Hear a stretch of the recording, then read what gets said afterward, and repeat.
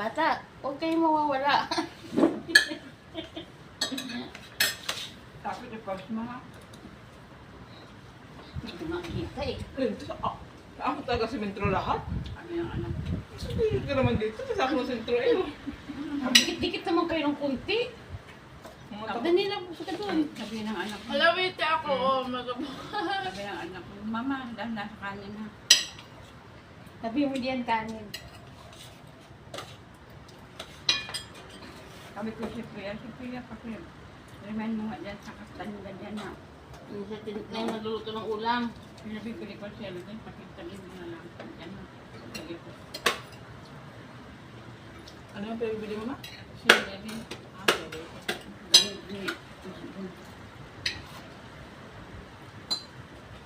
Ang lawanag pala ng buwan. May buwan ba naman? May buwan ba naman hindi maliwanag? Alam ko wala pang buwan. Black na buwan yun.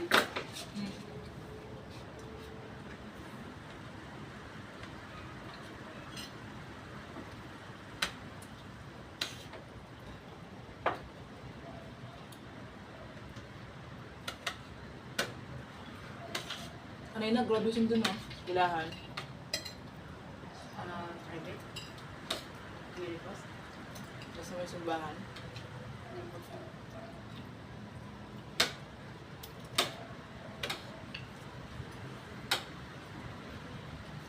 Hi guys.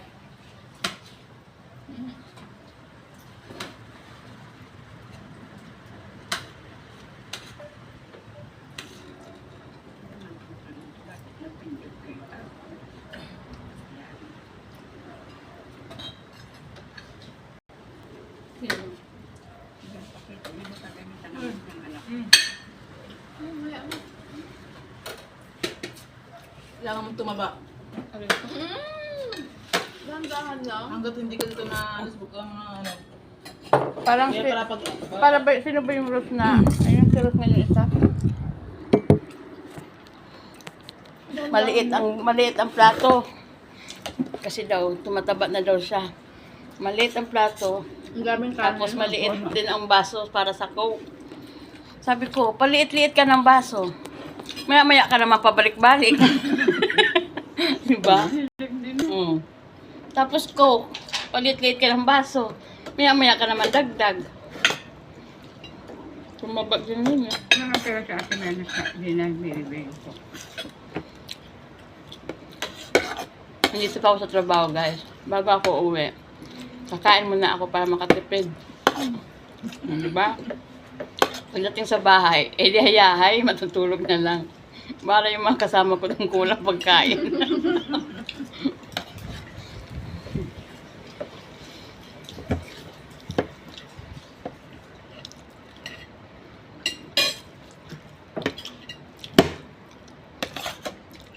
Natutulog na ako pag-alis ni Gary. Bago ng dalawa na yan dyan magbukas. Man tayo mag-aabang doon.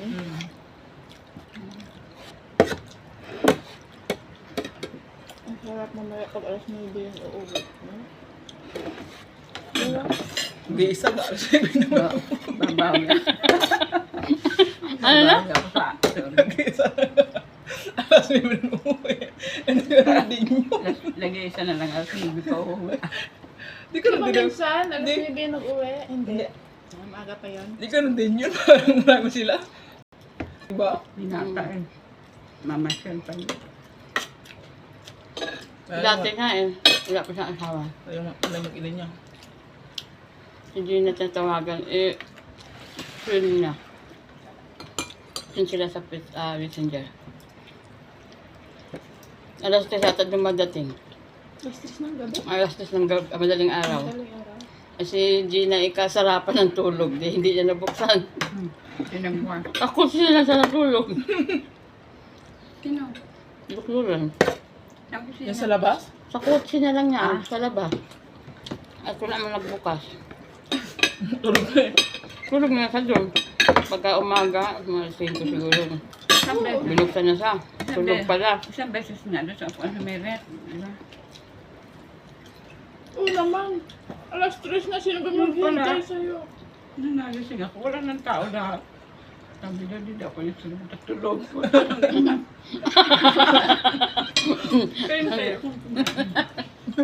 Hindi mo madanda sa nakuran sa papunta sa dandahan. Dandahan, paano din ako may istorbo ko. Kaya na makuha ng tao. Ganyan yan. Ano natira, te? Hugasan na lang. Pabura akong nilipit. Hindi ka tulad yung isa na. Hindi, gisingin ka talaga. Tawagin ka talaga noon. Sino sila ko? Si Sarilo. Gisingin ka talaga. Ano ka tulog ako? Hindi mo na ako. Kaya nga, minsan nga, nakakita ka ni Gina din yung ano, bantay sa kay Dr. Lauren. Nakakaupo niya doon sa upuan, nakatulog na siya. Disrupt ng tulog niya. Nung makita yung Dr. Lawrence na tulog siya, edi dahan-dahan lang punta sa lababo at nagkugat.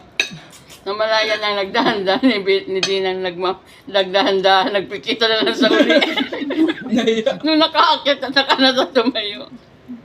At nahiya. Hindi talaga. Ayun nga na. Kumbaga, iniisip ko ko, ayun na. Para bang, ay, nakatulog, mapagod-tulog. Ano ba? Sabi nga sa akin. Mabot yun, no? Kaya pa sabi natin, Jebon, ako na nakasandal. Ano raw, tulog ka rin para sa ate, pero tulog dyan sa merit. Malamig ba dyan? Hindi nga ito, merit yung ano siguro na. Si ate yung nakakatulog. May antok na ako. Kaya antok kasi te, so ilang anong oras na kami na Mahirap yun. Mas okay na yung tulog ka na kaganyan. Huwag nila ka baka may subuan kayo ng ulam.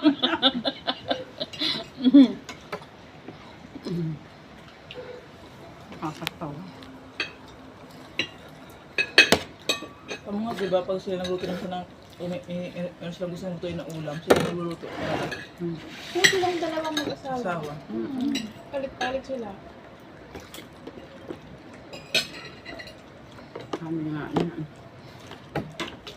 Minsan naghuhugas pa dyan si Jibon. Ang araw, sila bugas.